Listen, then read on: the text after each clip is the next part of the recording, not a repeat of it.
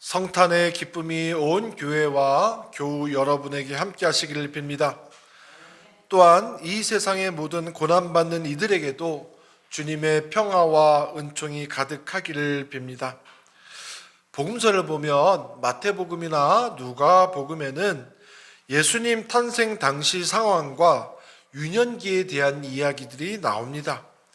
동정녀 탄생이나 동방박사 경배와 같은 장면, 혹은 예수님이 12살에 예루살렘 성전에 올라가서 율법학자들과 논쟁한 장면 등입니다. 그런데 마가복음과 요한복음은 예수님의 탄생과 성장을 생략하고 곧바로 세례 장면으로 넘어갑니다. 마가복음은 이렇게 시작합니다. 하나님의 아들 예수 그리스도의 복음의 시작이다. 우리는 이 말씀을 읽을 때 그런가 보다 생각하지만 이는 세상을 바꿀 만한 엄청난 선언입니다. 당시 하나님의 아들, 신의 아들은 황제에게만 붙일 수 있는 호칭이었습니다. 그리고 복음, 유안겔리온이라는 단어는 황제가 발표하는 칙령을 의미했습니다. 그러니 하나님의 아들 예수 그리스도의 복음의 시작이다라고 하는 것은 하나님의 아들은 황제가 아니라 예수님이다라고 하는 선언이고요. 내가 어떤 불이익을 당하더라도 황제가 아닌 예수님만 주인으로 삼겠다라는 표현이었습니다.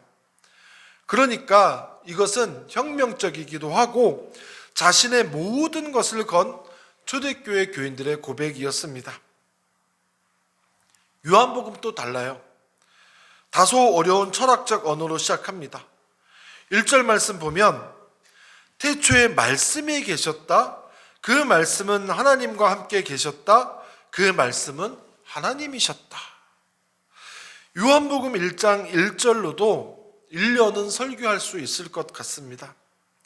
저는 요한복음 1장 1절을 읽을 때마다 드보르작의 신세계 교향곡 4악장이 생각납니다. 아무런 마음의 준비도 없이 앉아있는데 갑자기 모든 악기가 쾅 하면서 연주를 시작합니다. 그때 느껴지는 압도감, 전율, 웅장함이 좋습니다. 요한은 예수님의 탄생이나 유년기에 관심이 없어요. 요한이 요한복음을 쓰던 시기는 예수를 믿는다는 이유로 극심한 박해를 받던 시기였습니다. 그러나 역설적으로 박해를 받으면 받을수록 복음은 더 뻗어나갔습니다. 언제나. 성도들은 복음을 전파하기 위해 당시 세계의 중심 사상이었던 그리스 철학을 차용하여서 말씀이라는 단어도 로고스란 단어거든요. 로고스는 누가 썼냐? 소크라테스, 플라톤 그런 철학자들이 썼던 단어란 말이에요. 이런 개념들을 차용하여서 예수님이 누구신지 변증하는 겁니다. 당연히 철학적이고 어려울 수밖에 없지요. 이 어려울 수밖에 없는 말씀을 가지고 오늘 성탄의 몇 가지 의미를 함께 나누겠습니다. 첫째, 성탄은 새로운 시작이 아니라 영원한 이야기입니다. 오늘 말씀을 읽으면 성경을 좀 읽은 분들은 자연스럽게 창세기 1장 1절 말씀을 떠올립니다. 창세기 1장 1절이 어떻게 시작하나요? 태초에 하나님이 천지를 창조하셨다. 요한복음 1장 1절도 태초에 말씀이 계셨다. 태초에. 이것이 가르쳐 주는 것은 예수님의 탄생이 새로운 시작이 아니라 영원한 이야기라는 것입니다. 성탄은 어느 날 갑자기 하나님이 계획을 바꾸신 사건이 아니에요. 말씀은 태초부터 하나님과 함께 계셨고 곧 하나님이셨습니다. 요한복음은, 아니 성경은 세상이 우연히 아니라 말씀으로 창조되었다라고 얘기합니다. 물론 물리학에서는 빅뱅을 말합니다.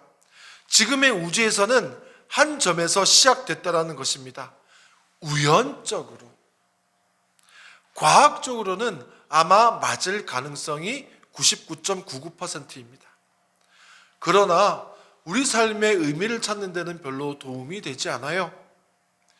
현대 물리학의 이론대로라면 지금 우리가 내리는 결정과 행동까지도, 아니 미래까지도 이미 빅뱅의 그 순간에 결정되었다라고 말합니다. 그러면 이미 모든 것이 결정되어 있는 삶에서 어떤 의미를 찾을 수 있겠어요? 창세기도 요한복음도 우리의 삶은 우연이 아니며 하나님의 필연 가운데 있다라고 말하는 겁니다. 태초에 혼란과 어둠 가운데 빛이 있으라 하신 하나님의 그 말씀이 지금의 나를 만들었다라는 것입니다. 우리 인생도 허무와 불안과 혼란의 연속이지만 하나님의 말씀 안에서 의미를 갖게 된다라는 거예요. 성탄은 하나님이 우리를 찾아오신 첫날이 아니라 처음부터 우리를 향해 계셨던 하나님의 의지가 드러난 날입니다. 우리는 성탄을 잠깐 따뜻한 절기로 보내기 쉽지만 성탄은 내 삶 전체를 다시 해석하게 하는 사건입니다. 나는 우연히 존재하는가? 아니면 하나님의 필연 속에 있는 존재인가?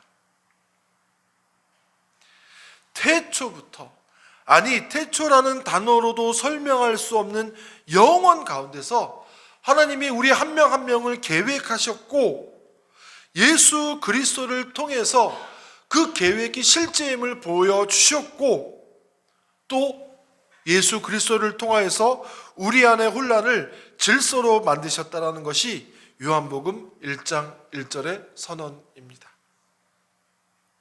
둘째, 성탄은 현실 도피가 아니라 어둠 속으로 오신 하나님을 기억하며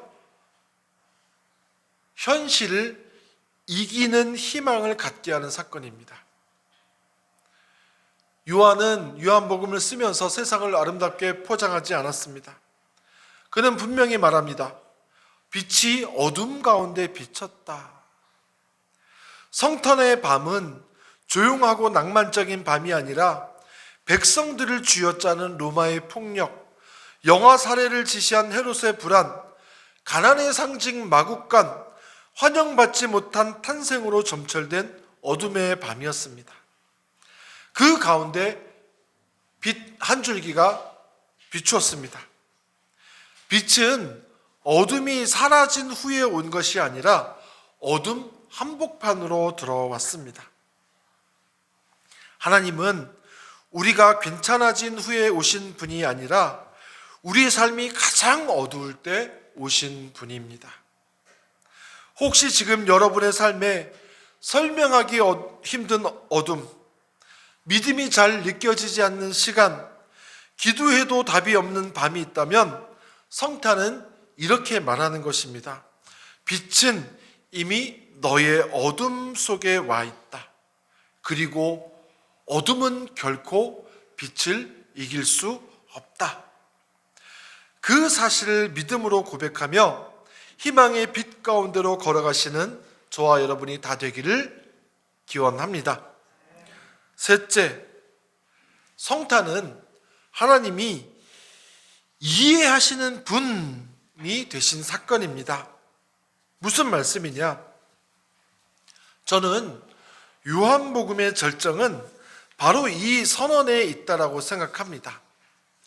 하나님이 이해하시는 분이 되신 사건. 그 말씀은 육신이 되어 우리 가운데 사셨다라고 나와 있어요. 여기서 사셨다는 헬라어로 장막을 치다, 함께 살다라는 뜻입니다. 즉 하나님은 저기 멀리서 인간을 관찰하시는 것이 아니라 인간의 시간, 몸, 아픔, 눈물 속으로 직접 들어오셨다라는 거예요. 예수님은 배고픔을 아셨고 외로움을 아셨고 거절당함을 아셨고 결국 죽음까지 경험하셨습니다. 그래서 성탄은 이렇게 우리에게 말해주는 거예요. 하나님은 우리를 구원하실 뿐 아니라 우리를 이해하신다. 우리는 종종 말합니다. 아무도 내 마음을 몰라. 아무도 나를 몰라. 성탄은 이에 대한 하나님의 대답입니다. 내가 안다. 그래서 내가 왔다. 요한복음은 아기 예수를 바라보라고 하지 않습니다.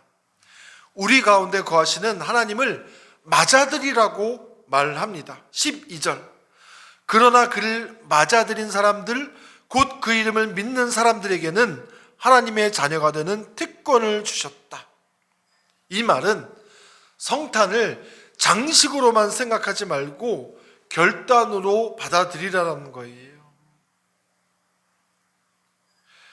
여전히 빛보다 어둠이 더 크게 느껴지고 나 자신, 나 한 명이 바뀌어봐야 무슨 변화가 있을까라는 무력감이 팽배하고 항상 하나님보다 돈이 더 커 보이고 그런 세상에서 살아가지만 내가 너의 삶 가운데 들어왔으니 이제 너의 삶을 빛 가운데에서 살아봐라 라고 하는 초대인 것입니다. 그 초대에 응답하여서 결단하며 살아가라는 거예요. 하나님이 여러분 안에 주신 빛을 꺼뜨리지 마시기 바랍니다. 그 빛이 어둠 가득한 내 인생도 살리고 또 작은 온기라도 필요한 이웃에게 빛으로 전달되기를 소원합니다. 그러면 우리는 하나님의 자녀가 되는 특권을 누리게 될 것입니다. 또 아기 예수에게 충만하였던 은혜와 진리가 우리에게도 있을 것입니다.